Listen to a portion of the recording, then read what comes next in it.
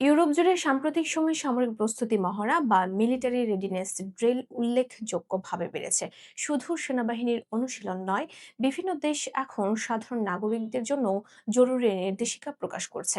যুদ্ধ বা বড় সংকট হলে কি করতে হবে, কিভাবে প্রস্তুত থাকতে হবে। এতে স্বাভাবিকভাবে প্রশ্ন উঠছে, কেন এখন এই পরিবর্তন? ফারজানা মিথিলার প্রতিবেদনে বিস্তারিত।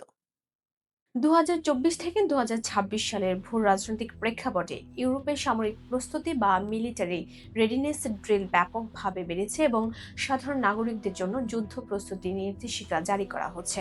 এর মূল কারণ রাশিয়া ইউক্রেন যুদ্ধের ফলে সৃষ্ট গভীর নিরাপত্তা উদ্বেগ এবং সম্ভাব্য বড় ধরনের সংঘাতের আশঙ্কা।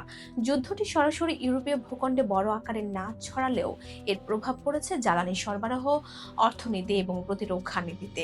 বিশেষ করে পূর্ব ইউরোপের দেশগুলো নিজেদের নিরাপত্তা নিয়ে বেশি সতর্ক হয়ে উঠেছে। এর প্রেক্ষাপটে ইউরোপের বিভিন্ন দেশ সামরিক মহড়া বাড়িয়েছে।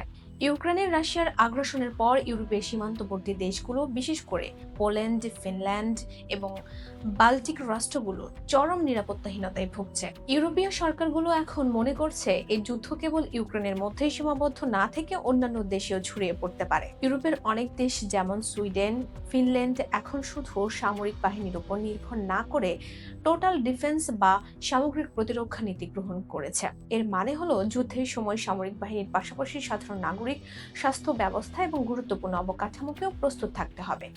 এসব দেশে তাদের নাগরিকদের কমপক্ষে ৭২ ঘন্টা কোনো সরকারি সাহায্য ছাড়াই নিজেদের খাদ্য, পানি এবং ওষুধের ব্যবস্থা রাখতে নির্দেশিকা দিচ্ছে। এটি চরম বিপর্যয়ের সময় সাধারণ মানুষের জীবন রক্ষার্থে জরুরি। জার্মানি এবং অন্যান্য দেশ ২০২৬ সাল থেকে সামরিক পরিষেবা পুনর্বহালের পরিকল্পনা করছে, যেখানে ১৮ বছর বয়সীদের জন্য নিজ দেশে প্রতিরক্ষায় কাজ করার একটি সাধারণ কাঠামো তৈরি করা হচ্ছে। বড় পরিসরে সেনা মোতায়েন, অনুশীলন, যৌথ সামরিক মহড়া এবং জরুরি প্রতিক্রিয়া ব্যবস্থার পরীক্ষায় এসব এখন নিয়মিত হচ্ছে ইউরোপের বিভিন্ন দেশে। এই উদ্যোগগুলোতে সমন্বয় করছে ন্যাটো, যা সদস্য দেশগুলোর প্রতিরক্ষা সক্ষমতা বাড়াতে কাজ করছে।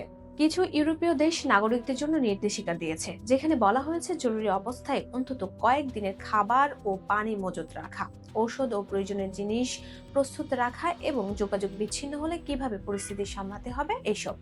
এই ধরনের নির্দেশিকা আগে মূলত প্রাকৃতিক দুর্যোগের ক্ষেত্রে দেখা যেত, এখন তা নিরাপত্তা নীতির অংশ হয়ে উঠছে।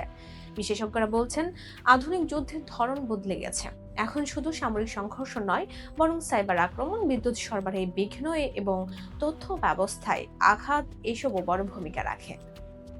বর্তমানে সরাসরি যুদ্ধের বাইরেও ইউরোপ গ্রে জোন বা হাইব্রিড যুদ্ধের মুখোমুখি হচ্ছে, যার মধ্যে সাইবার হামলা, বিদ্যুৎ ও জ্বালানি গ্রিডে নাশকতামূলক কার্যক্রম এবং ভুল তথ্য ছড়ানোর মতো বিষয়গুলো অন্তর্ভুক্ত।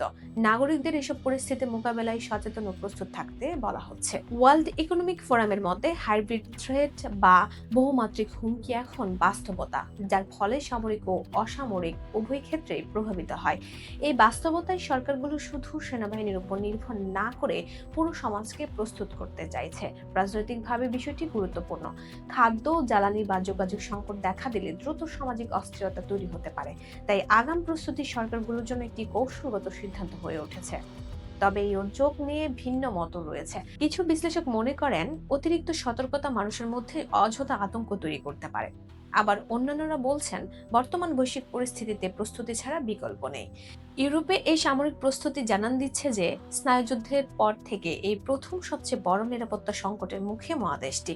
তারা সম্ভাব্য দীর্ঘমেয়াদী সংঘাতের জন্য নিজেদের পুরোপুরি তৈরি রাখতে চায়।